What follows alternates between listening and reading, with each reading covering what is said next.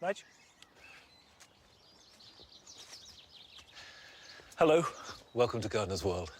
Now, this is the moment in spring when we go from all the subtle, gentle colours, the primroses and the lemons of early spring, which are so beautiful in their own way, to an explosion of colour, which comes from the tulips.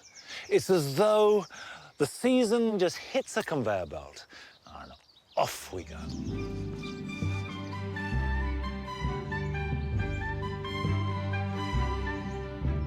Today, I will be continuing trying to rectify the tragedy of my blight-stricken box by planting a different kind of hedge.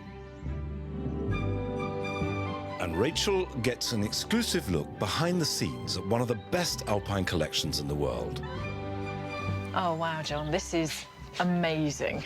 It's quite impressive, isn't it? Not just all of that colour, it's the fragrance as well. While Carol is in Devon, meeting a man who has devoted himself to the glories of the Erythronium. These are special plants. All year, I wait for them to come up in the spring. If there's one plant that I would never want to be without, it is the Erythroniums.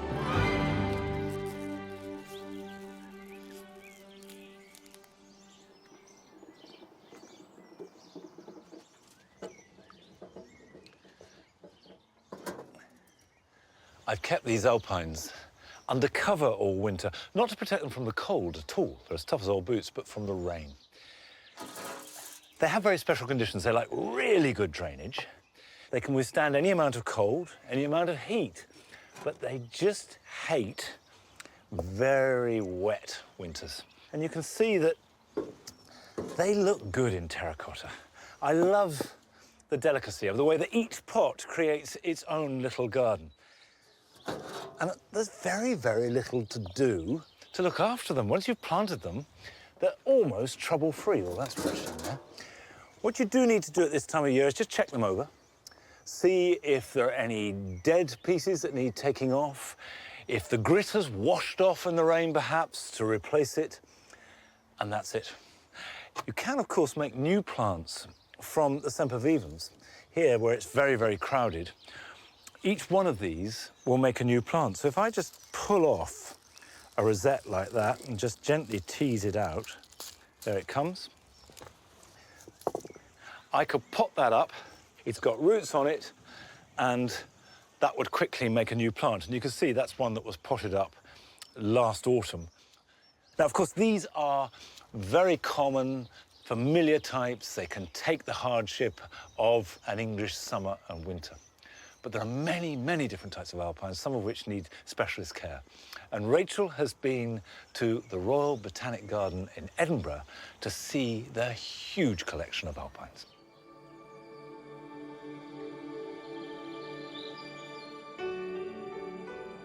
Alpines may be tiny, but when it comes to adding colour and interest to your garden, they can certainly punch above their weight. I grew to love Alpines when I was a child because my father had a passion for them. And most weekends we went to the local garden centre and would come back with these little child-sized pots of perfection, which we then planted in our rockery. Now, that was wonderful, but I have to say, it was nothing like this, the rock garden at Edinburgh Botanic Garden. This is home to more than 5,000 plants, and it's just the tip of the iceberg. In their natural home above the tree line, Alpines withstand extreme weather conditions such as snow, ice, gale-force winds and fierce sunshine. They're small but mighty. But the one thing many of them really don't like is winter wet. So in the UK, some species can be difficult to grow unprotected. These Alpine houses have been built specifically to accommodate the plants which can't easily live outdoors. John Mitchell heads up the Alpine team. He's travelled the globe collecting wild specimens for their ever-evolving collection. Oh, wow, John, this is amazing. It's quite impressive, isn't it? It's really impressive. And you know, the other thing is when you come in, it's not just all of that colour, it's the fragrance as well. The scent is overpowering, and it's usually from these narcissus. You can get this sort of very sweet scent coming across. Absolutely beautiful. And one forgets how many small bulbs come into that sort of overall Alpine umbrella. Yeah, we have the narcissus, we have muscari, we have tulips. Just now, the Alpine house is at its best, and the display is absolutely spectacular. Lovely primulas there at the end as well. The Alioneis are spectacular. They always flower really well with us in Edinburgh. So roughly how many plants do you think are in here? There's about 200 plants in here, but what we do is every Friday we bring plants from the back area that are in flower into here so the public have something different to see. Behind the scenes, we have about 4,000 or 5,000. So I'm going to get an exclusive look at those. You are, yes. Excellent. But before we do that, we need to maybe take some of these plants into the back to replace them. Right.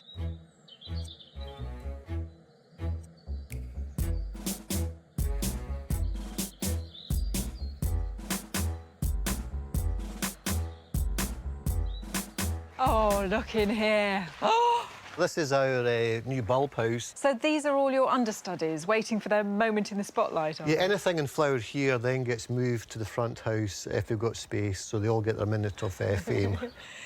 Tell me about the plants you've got in here. Where have you actually got them from? This one here, the Fritillaria imperialis, we collected this in 2005 in Iran. It's absolutely beautiful. And those leaves are really glossy too. The leaves are lovely, and this lovely dark stem with the red flowers hanging quite tight to it is quite unusual, but an absolutely beautiful plant. So where else have your plant hunting travels taken you to? I'm mainly concentrating in Central Asia, Tajikistan, Kyrgyzstan.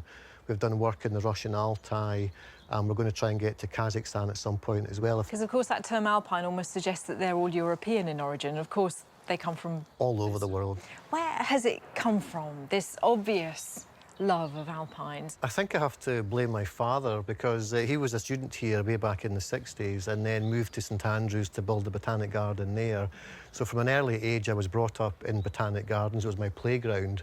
And then I got the chance to come here 30-odd years ago, and I've never looked back. I absolutely love the place. They won't let you go now, you know. Hopefully not. Well, I've seen bulbs. You've whetted my appetite. What else is there? In the other house, I shall show you Okay. straight away.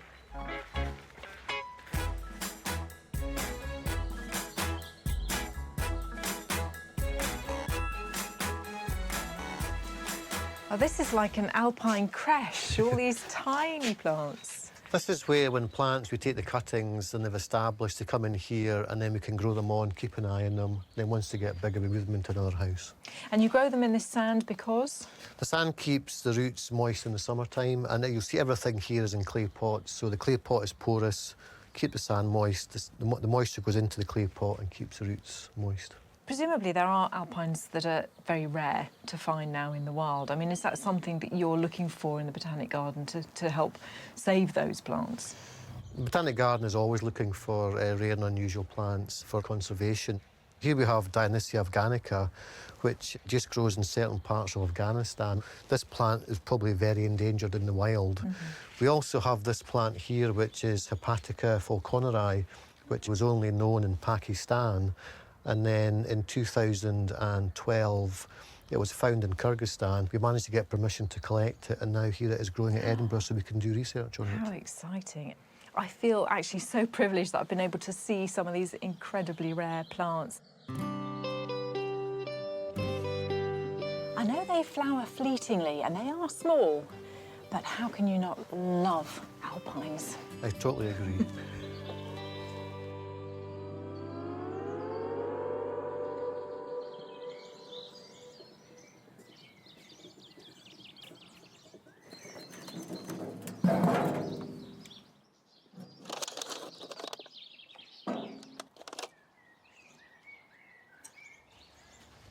My interest in Alpines has only developed very recently. And it's as though I've suddenly realised how jewel-like they are. They are fantastic, so I must go back to Edinburgh. Any excuse to go there is fantastic, and see the collection that they've got. But they're very easy to grow at home, and I've got a nice old stone trough here. Perfect for growing them in. If you can get hold of a trough, use it. If you can't, you can use a sink. You can use any container as long as it's not plastic. Stone or terracotta is ideal because it's porous, so you don't get water collecting. Make sure there is a drainage hole and make sure it's raised up so the water can actually run away rather than just sit underneath it. Put a crock over the hole so it doesn't get clogged up and blocked. And mix up a really, really gritty compost. I've got here a peat-free general-purpose compost mixed in equal volume with grit. Don't cheat on this. If anything, add more grit. That's the crucial thing, drainage. Now, I've got a selection of plants here, and there are so many alpines to choose from, and they're cheap. You can buy plants like this extraordinary gypsophila from Pakistan, a couple of quid. Now, I'm going to just put 2 or 3 together. We've got a little Andrasacea here. These flowers growing up almost like little tiny primulas, which comes from Asia. And then from the mountains of central Spain and Armeria. Little pin-cushion foliage and these beautiful little pink flowers that appear above it. And they'll be happy blasted by icy winds as long as they have light and aren't too wet. This sedum, which I've grown last year in a separate pot, I'd like to pot on into here. What I'm trying to get is glaucous greys and pinks mixing in.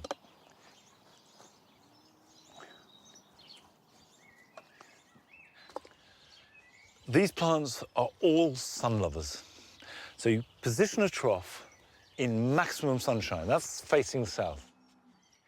This actually is a saxifrage, cotyledon, which will flower with white flowers in summer, keeping our pink and white themes. Now you can see I've spaced it out, nothing crowding in on each other. We can always add, we've got room for them to grow.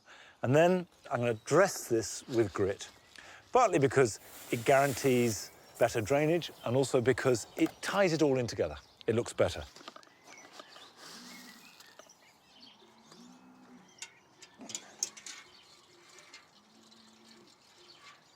As long as you've got really good drainage, watering them won't harm them at all, and it's necessary to water plants in. It settles them into the compost.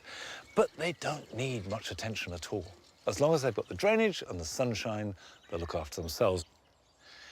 And of course, you can have alpines in the very smallest of gardens, and they look good in a big garden. Every garden should have them. Now, Carol is continuing her journey around Britain, looking at the plants that have shaped our gardens and meeting the people who have devoted themselves to caring for them. This time, she's gone to Devon to meet Keith Wiley, who has a superb collection of Erythroniums.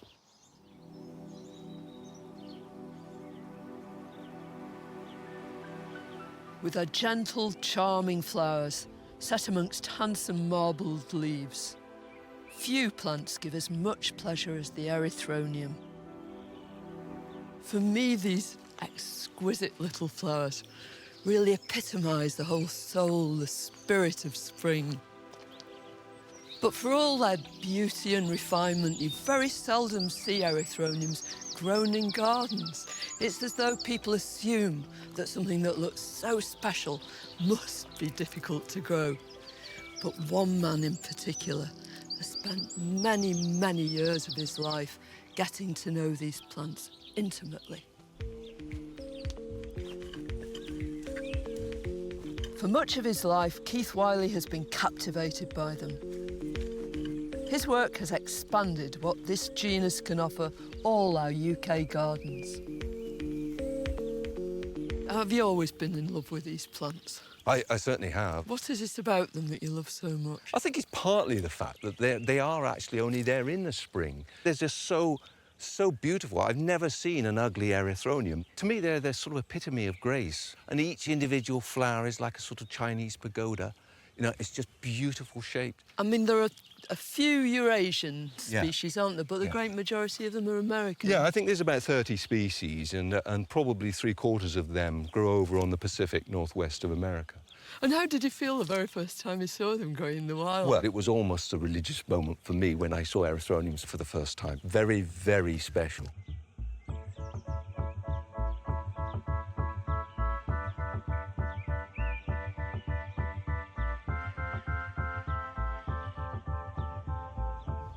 I suppose that actually seeing them growing in the wild must inspire you to try different things yourself. Yeah, without doubt. I mean, there was one occasion where I came round in southern Oregon, and we saw a whole mountainside.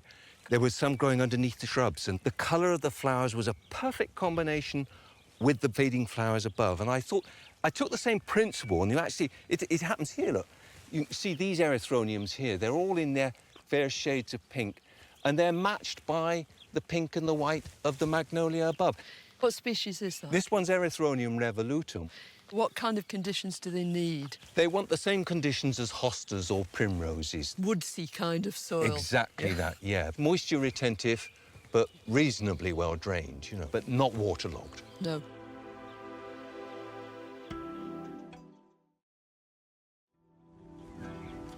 Oh, look at that. That's exquisite. The way that most species proliferate is by seed. Yeah. I mean, that's the way they do it in the wild. I planted here at the top of the slope so that it will seed down the slope and colonise this little bank here. If you look carefully, you can see these tiny baby seedlings. How exciting! Well, they're just like little blades of grass, aren't they? It's so easy to weed out. Yes. I mean, some of them have still got their little seed pods on the top. So when you come across these plants in the wild, are there lots of natural hybrids between them? No, they don't really naturally hybridise because they grow at such widely spaced distances. I mean, they're growing 50, 60 miles apart, so they've got no chance. Right. Unless you've got long-distance bees. Yeah.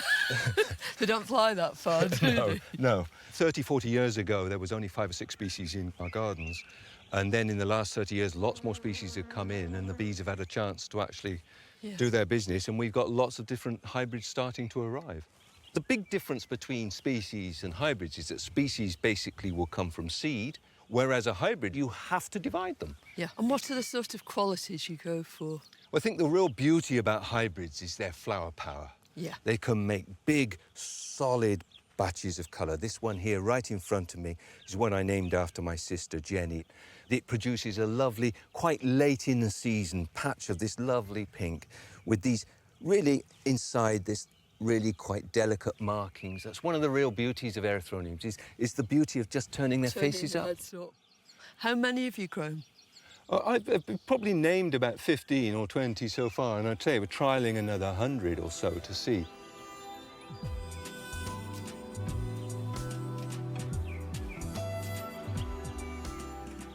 People are going to be so enamoured of this plant now that they've seen it growing in your garden.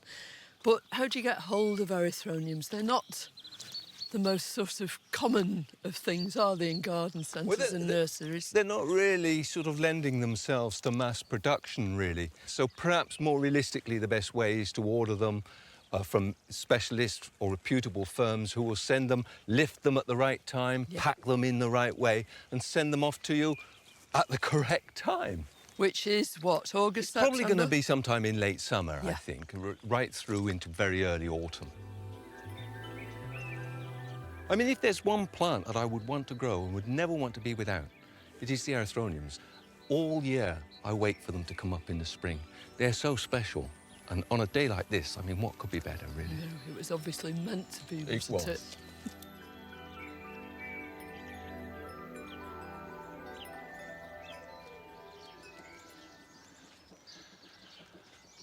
Obviously, Keith's Erythroniums are extraordinary, but I find even just having a few here in the garden transforms it.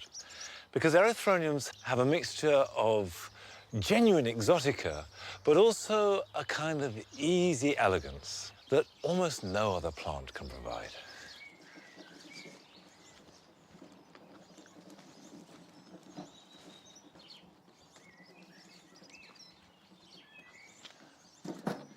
A month or so ago, we began the process of taking out box hedges that had been afflicted with box blight. This was a major change to the garden, and the box blight is still present. It's killed back great lengths of hedge, and we may well have to take it all out. But for the moment, we're stopping where we are. Now, I can't put box black in because the fungal spores that cause the blight can remain in the soil for 5 or even more years. So what I'm going to do is plant a yew hedge. Now, yew, that's Taxus baccata, is normally used in a garden as a big backdrop. But what I want to do is grow it as a low hedge. So this is a fairly new development on how to use yew. Now, it doesn't matter whether you want to grow a 20-foot yew hedge or a 3-foot one, or to be honest, any hedge. There are certain things you need to do to prepare it. This has had the roots of the old hedge taken out, and it's been dug over thoroughly and grit added. It is important when you're preparing for a hedge to get a nice wide, clean area. Don't just dig one spade's width. Clear the ground, if need be, 1 metre wide. There's plenty of room and soil for this to grow into. Yew needs good drainage, and it hates sitting in wet, cold soil. So on our fairly heavy soil in this wet part of the country, we always add grit for any kind of tree or shrubby planting, but particularly for yew. If your soil is wet and cold, you must add drainage. The next step is to make sure it's straight. Get or make a line, which is simply string attached to sticks. Set it back from the edge of the path or the border, because, of course, any hedge will grow wide, however much you cut it.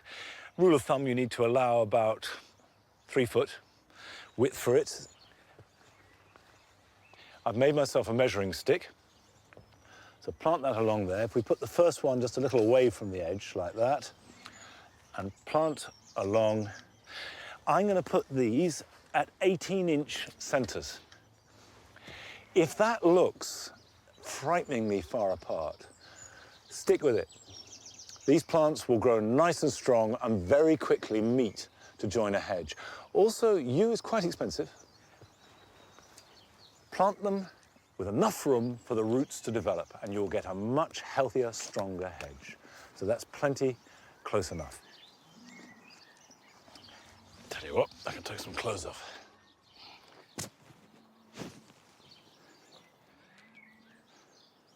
Don't be tempted to plant in a saucer, or in terms of a hedge, a groove, because the water will collect. If anything, plant them on a ridge. In fact, the soil here, you can see, mounds up above the ground level. So that, in effect, is a ridge. But if in doubt, mound the soil up and make sure the roots are never sitting in wet, cold water. Yew takes the first year to establish. So I wouldn't expect any significant growth on these in 2014. But next spring, next May, June, they will really start to put on new growth. And most of that initially will be upwards, but they'll start to thicken out. And you just keep the sides this way trimmed, and that will encourage lateral growth. And they will meet and join up in about the 2nd or 3rd year. And I would expect this to be a hedge that I can top off at 3 foot, because we won't cut the top until it reaches its ultimate height, after 4 or 5 years, because yew grows about 6 inches a year.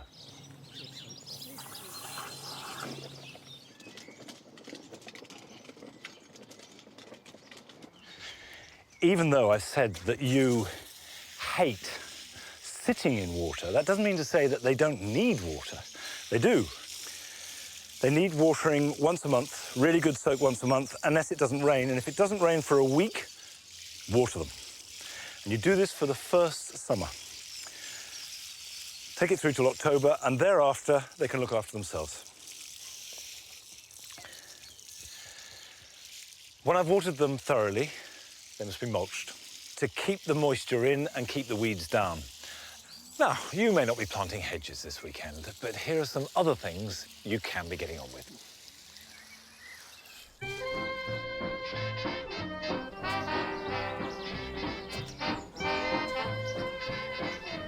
If you're raising your sweet peas from seed, and they're now growing strongly, like these, which I sowed in March, it's time to pinch out their growing tips. This will encourage a bushier plant, and then when you plant it out next month, will give you more flowers throughout the growing season.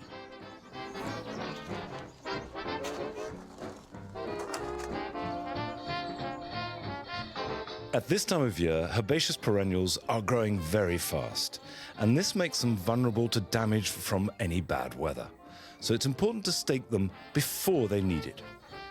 I like to use homemade wire supports, but twine and canes or prunings from shrubs will do the job just as well. Whatever you use, gently support and prop the plant up so it looks as natural as possible without lashing them into a harsh straitjacket. Courgettes are one of my favourite summer vegetables, and now is the time to sow them. I use small pots and sow 2 seeds per pot, and will weed out one of them if they both germinate.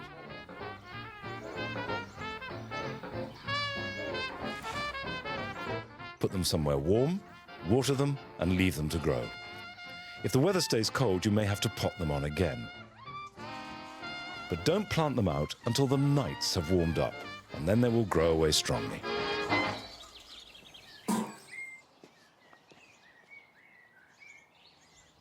I don't think I've ever known such a good year for purple sprouting broccoli, which is a treat.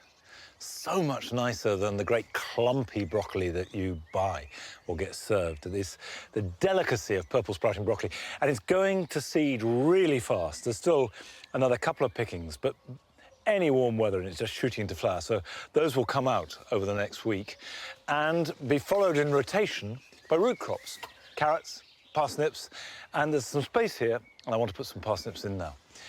Loosen the soil, rake it over so it's a reasonable tilth. And then don't tread on the soil if you can help it. Now, I just use the side of my hand to make a furrow. Just run down either side.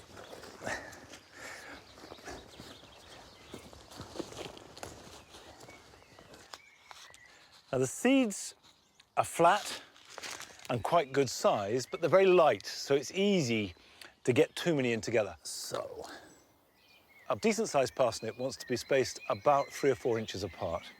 And there are 2 ways you can do this. You can either sow them as thinly as you can and then thin them more later, or sow 2 or 3 seeds in little clumps about 4 inches apart. Parsnips are slow to germinate. This can mean you lose them. You get weeds growing up, you don't quite know where to weed because there's no sign of the parsnips for up to about 5 weeks. So what I do is sow radish in the same drill. And the radish germinate very quickly, in a couple of weeks at the most, and they're ready to eat after about 4 weeks. So from 4 to 8 weeks, you harvest the radish, by which time the parsnip have germinated and starting to grow. Clear the last of the radish away, and you have a line of parsnips in their wake. Neither affects the other's growth rate, but you use the space to twice the effect, and also, apart from anything else, it just marks the row. So I've got a cherry bell here. Sprinkle the radish in.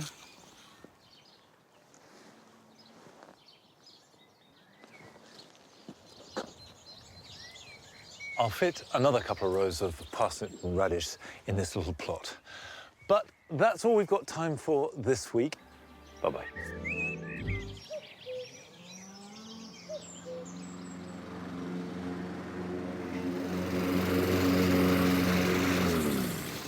Hello, welcome to Gardener's World. You know, you can study horticulture for years, you can become as experienced as you like, but you very rarely will make anything more pleasing than a mown path through long grass, particularly at this time of year.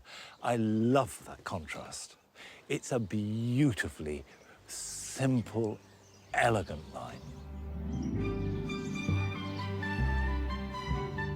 This week, Carol returns to help our budding gardeners Dan and Dominique create a cottage garden border from scratch.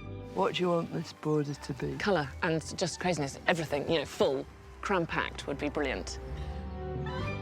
Sophie Rayworth will be at Chelsea Flower Show with me for the first time this year, and she takes us around the garden that she grew up in.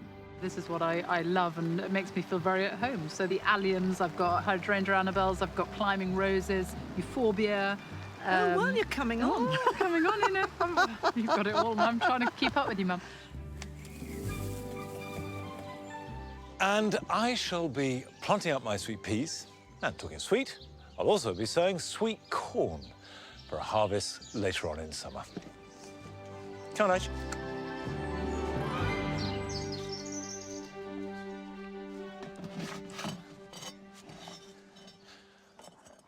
I love the change at this time of year as the coppice goes into the next phase. And you've had all the early flowers, and now this. It does prove to me that that combination that you get here in the copse of trees, shrubs, and flowers is perfect for gardening. You can do it anywhere. And they just work well together in this dappled light. As you move further into the copse, the planting changes. It's a bit more shady, and actually a little damper too. So primroses, violets, the wood anemones and bluebells make this intense tapestry of a border. And most of it has finished now. And as the leaves get thicker, they'll go dormant. And this is the perfect moment to divide primroses. After they finish flowering, primroses develop this really vibrant foliage, which obviously feeds back into the roots. So if you dig it up now and replant it, you'll capture all that growth. Right, so we just dig around with a trowel, taking out this clump. I don't mind that. Now, here we are, that's perfect. You can see that we've got plenty of material to divide there and a good root system. I'm going to chop it initially in there like that. There we go.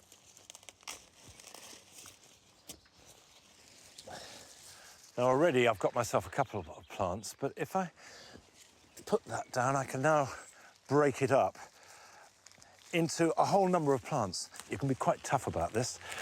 There we are. And I could take it down even further if I wanted to. We'll pull, there we go, even more. And this way, you can start to build your own stock, because in 2 years' time, that will develop a clump as big as the original one that I've taken out. And that then can be lifted and divided. And very quickly, you can go from buying one large primrose to having literally hundreds.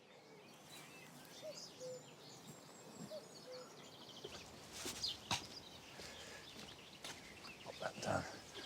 I've got a good spot here. It's a bare patch where there was a pile of wood. And you can see it's at the base of a tree, but it's got some light coming in. And to establish a clump, to fill an area like this, you want to plant 4 or 5 separate plants about 6 inches to a foot apart, and they will fill in the gaps. Those leaves are a little bit wonky and bashed, so what I'll do is quite happily take these back, right back like that. That won't do it any harm at all, and we'll get new leaves growing from the base. So we'll plant this one in here, just like that.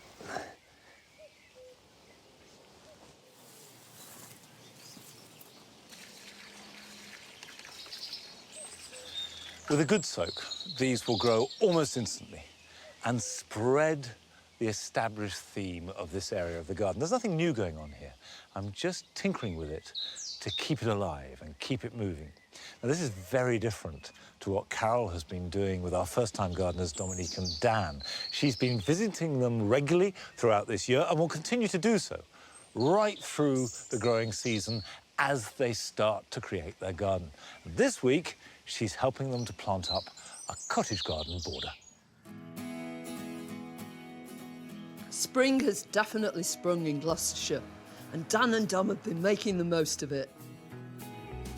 At the beginning of the year, they created a plan of their dream family garden, and after loads of hard work, it's starting to take shape. The structural plants Dom and I planted at Easter are settling in well, and since then, they've been busy collecting perennial plants from neighbours and friends.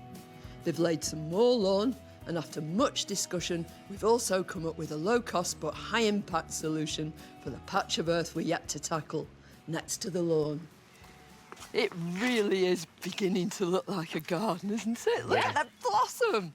That's marvellous. And I love this grass. I just think it's great how we have a continuous sweep coming around. It brings the two sides together, and then that gives us the opportunity to have a kind of a continuous border as well. What do you want this border to be? Colour and just craziness, everything, you know, full, cram-packed would be brilliant. So what you're after really is what I suppose people call a cottage garden. And one of the great things about cottage gardening is you grab stuff from everywhere, you beg, borrow and steal, and you've been doing just that, haven't you? We have, yeah. We've collected a few little bits. Yeah? Yeah. Shall we have a look? Yeah, down in the come nursery see. bed. Yeah.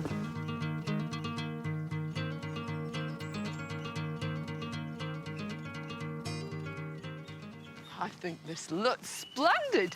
All this stuff you've been given. Yeah. I think you've got a marvellous selection, I really do. You've got stilbees, meadow sweet, fabulous sedum, which is going to be one of your best autumnal wildlife plants. Right. Butterflies love it. You've got daylily over there. Now, what shall we start with?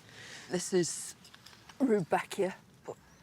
And you've got quite a nice lot of that, so we ought to be able to do something rather exciting with that. What else do you like? You're a fan of this Yeah, one, I aren't really you? like this one. It's a thalictrum. It's probably one called aquilegifolium. It will end up being really tall. Let's have that phlox, don't you think? Yeah. Because that's such a cottagey garden thing, isn't it? Phlox delivery, fantastic. Just the job. Should we have a little holding area down here? In the middle? Yeah.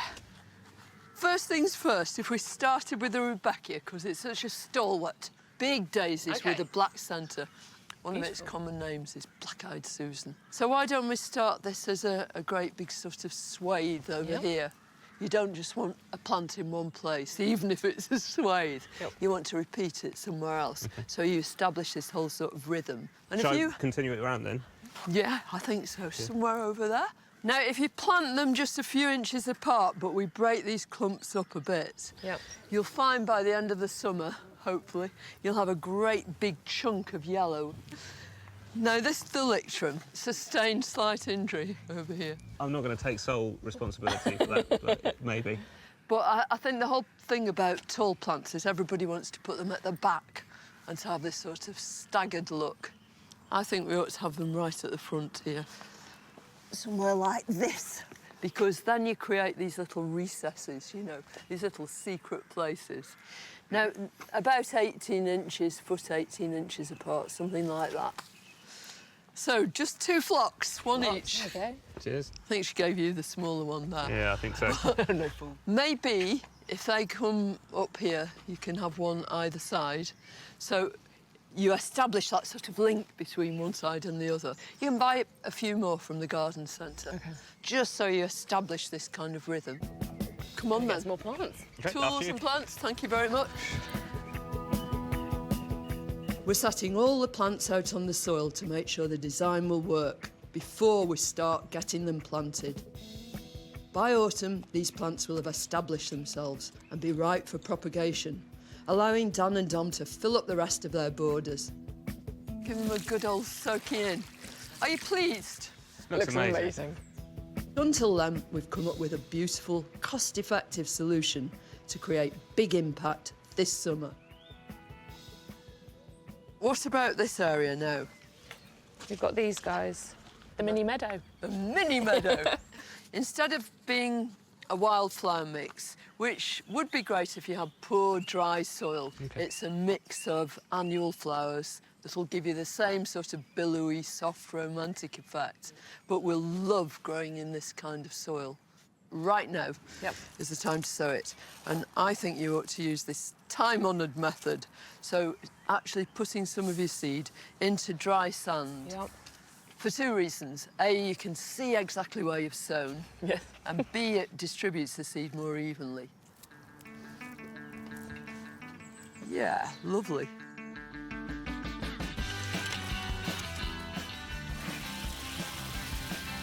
With this area now set up for summer, it's time to turn our attention to the veg plot. Because next time I'm here, we're going to fill them and create a plot that should keep them in veg throughout the year.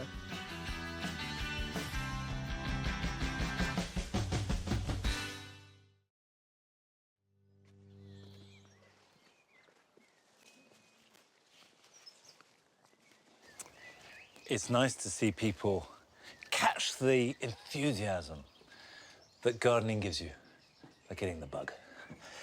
Now, these are streptocarpus that I bought at Malvern. Now, I've never grown these before, so I thought I'd give them a go. I've seen them growing in the wild, in the Drakensberg Mountains in South Africa. And I've seen them growing in rocky, wooded ravines with the mountain streams pouring down and the streptocarpus growing on the banks. So they like shade, they like warmth, they like it moist but not wet, they can be quite tricky. And the one thing that absolutely is not right for them is to grow them in a hot, dry greenhouse. So if I grow them in here, I will put them underneath the staging. And when you water them, you don't want to water directly onto the leaves, but either just into the compost or underneath. And they want to be fairly pot-bound. If you put them into too big a pot, you'll just get masses of leaves and no flower. This is a variety called crystal ice, which flowers more than most varieties and will go on flowering. As long as you keep deadheading it, new flowers will be produced. Now, I want to make new plants because you can take cuttings from them quite easily. And you do it by taking leaf cuttings. And this plant here, the leaves are strong, standing well, and that's perfect cutting material. Leaf cuttings, like root cuttings, need a well-drained compost. So I'm going to use a seed mix which has got lots of vermiculite in it. And I'm going to do the cuttings in 3 different ways, as much as anything else, to compare how they get on. The easiest way to take a leaf cutting from these is simply to take a single leaf. That one will do. We'll cut that off at the base, like that, and just cut about 2/3 down with a sharp knife and stick it in compost and leave it like that. The second way to take cuttings from these is slightly more complex and slightly more risky. So we will take another cutting. Let's take this big one here, like that, and cut it into sections across the leaf. Now, it's important you remember which way up they are because they have to go into the compost, the right way up, so to speak. Put that in like that.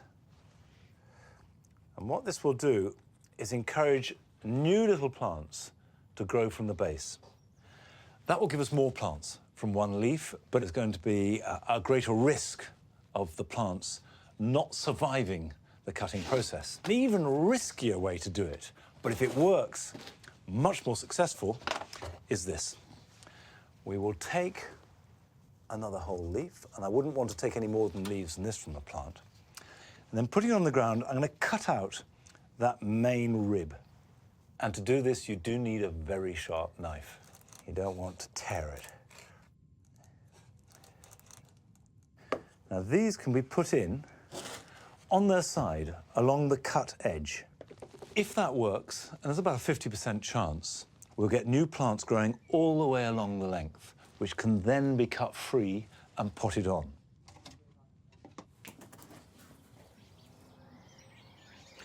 Whichever method you use, you do need to put it somewhere warm, but not exposed to too much sun, otherwise it will scorch. And then water the soil well, and you'll know that it's taken because you'll start to see the new growth. Right, if those cuttings take, the young plant should be flowering within 21 weeks. So if you can get it to happen, it's a great way of producing new plants. And we're producing new plants every day now. And by the end of the year, we will have got thousands out of this one small greenhouse. That takes quite a lot of organisation, but it's a very cheap way of making the garden look fantastic. However, one thing is for sure. You can't just grow plants in the protection of a greenhouse and then take them and put them straight out into the garden. And it is a good idea, if you're growing anything in a greenhouse that is intended to go in the garden, to harden it off gradually. And that means for at least a week, and preferably by degrees. So pretty good protection, and then a little bit more exposed. And finally, when it's ready to go out, it's properly acclimatized. And this applies if you buy plants too. If you go to a flower show or a garden centre and you see a marvellous plant, the chances are that it's been mollycoddled and protected, so it does look marvellous. So a really good piece of advice is to, when you buy a new plant, put it somewhere fairly protected, out of the wind, out of the worst of the sunshine, let it sit for a week, then plant it out. Now, I've got sweet peas here, which have gone from seed to cold frames to this standing out bed, and now are completely ready to be planted out.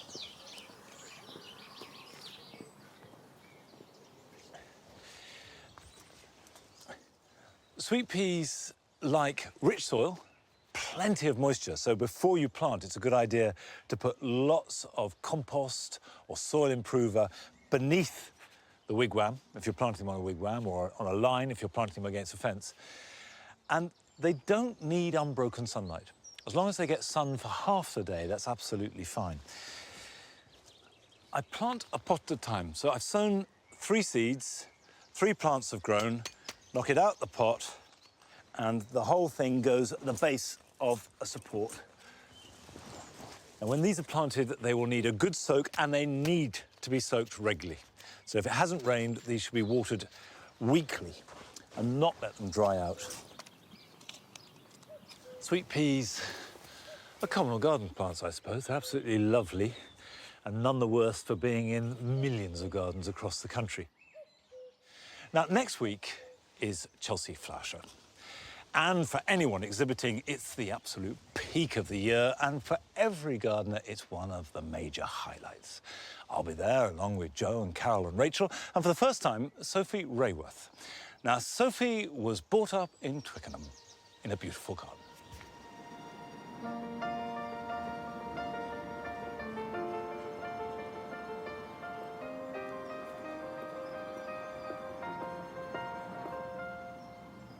This is where I grew up. We came here when I was 6 years old, and my parents still live here, and I come here all the time.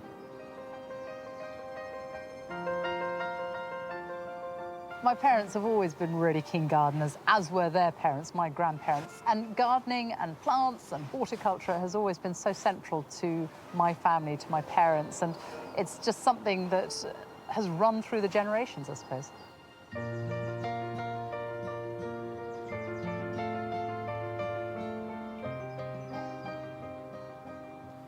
When my parents bought this house back in the 1970s, it needed a huge amount doing to it, and there was a beautiful space here, but very little in it, and they could see the possibilities that this garden held.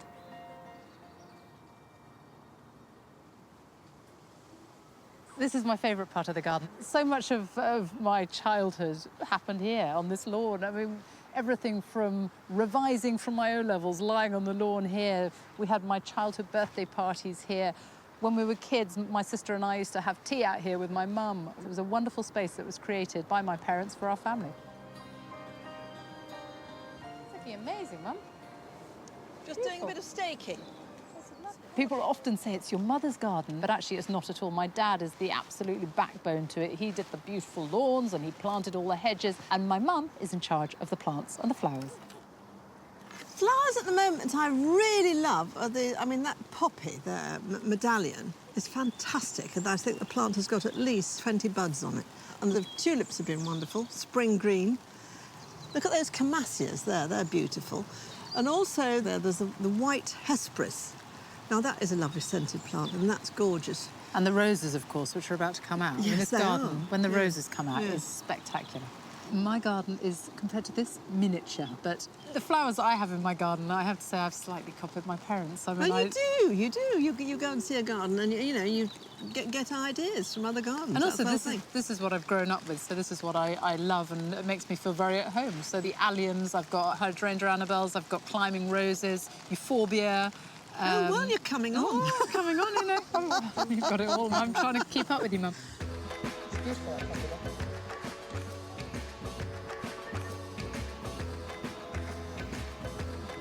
This is the knot garden, but it's one of the parts of the garden that has changed the most over the years. When we first moved here, when I was 6, we had a Wendy house and a swing. They weren't very pretty, though, so I'm afraid we burnt the Wendy house and the swing was got rid of. Yes, we weren't very pleased about that. No. Then I kept bees, and I had 2 huge hives here, and we used to produce over 200 pounds of honey. And we took it very seriously. Mum and I used to go to beekeeping classes around the corner in Twickenham. Yes, and there was a film made about us on Nationwide, and there's a very funny shot of Sophie standing there with long, lank hair. That was my first appearance on television, on Nationwide, with Mum and her bees looking very gawky, standing right here in this garden, yeah.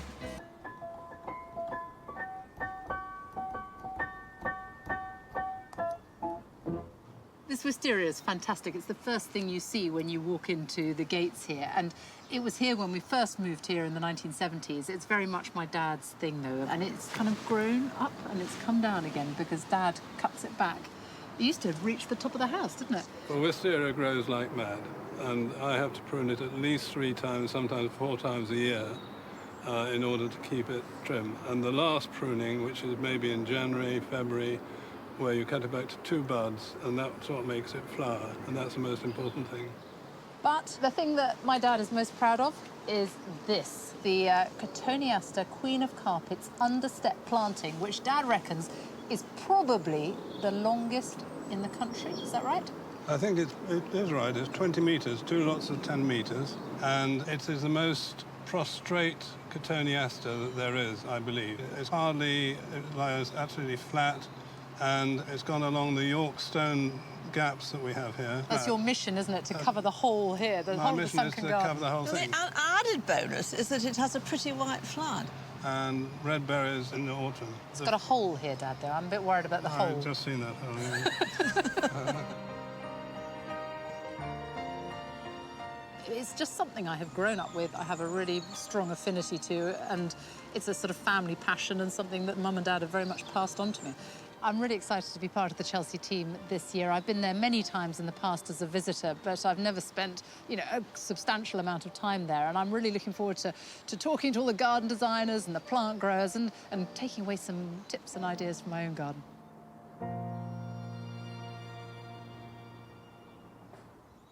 Now, how about this? This is Viburnum plicatum Marisii.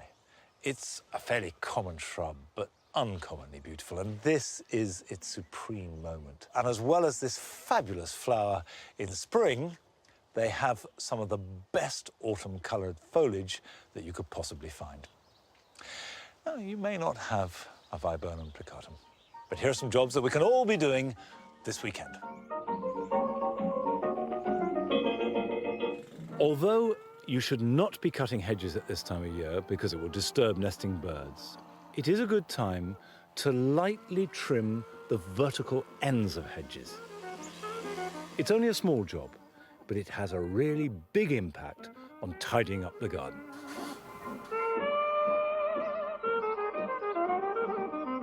Just as trimming the vertical ends of a hedge tidies things up, so does keeping the edges of grass neat. If there is already an established edge, then you can just trim it with edging shears, although they must be really sharp. If, however, you've got matted growth, use a board and cut into the growth to establish a neat line. And then in future, you can just trim it with the shears.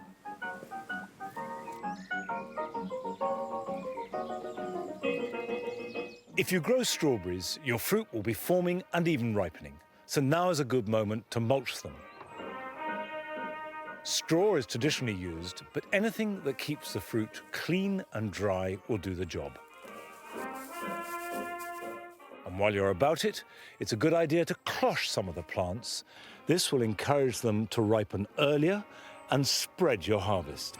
But keep the ends of the cloches open to ensure good ventilation.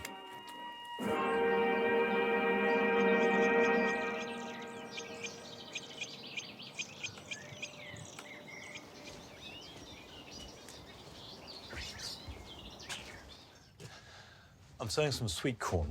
And sweet corn is one of these vegetables that is tender, and it's no good sowing it in cold conditions. If it does grow, it won't grow very well. And we can't reliably reckon on warm conditions for another few weeks yet. So I'm going to raise it in the greenhouse. These will be ready to pot on as soon as they start growing and get a decent root system. And then by the time I've hardened them off, they should be about 1 foot or so high. By that time, it'll be, the middle of June. The nights will be warm and they will grow fast, and they'll be ready to harvest around about August time or even September. And homegrown sweet corn is just so much sweeter than anything you can buy.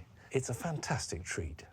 A buttery cob with the juices smeared over your face is good fun.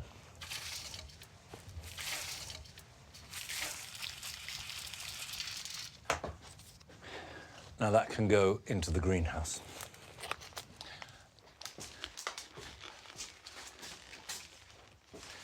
Now I'll water that in, and I've put it on the heated bench because sweet corn needs heat to germinate. And it's great to have that facility. And in fact, I've got a letter here from Sharon Camp asking me what warming bench I've got and how does it work. Well, I can tell you, Sharon, I bought that bench for about £700 16 years ago. And it's essentially just a deep tray filled with grit with cables, like an electric blanket, running through it. It's quite an investment, but it's about the best thing I've ever bought in this garden because it saved me tens of thousands of pounds, really. And the secret of successful propagation is controlling light, water, and heat. Now, a much cheaper way to do that is to get a heated mat. I've got one under here, and for about £100, you can get a decent size, and it gives you that gentle heat underneath. You'll find that your seeds will germinate quicker and better, cuttings will take better, and you'll very, very quickly make that money back. I would say it's well worth the investment of some kind of gentle bottom heat for propagation.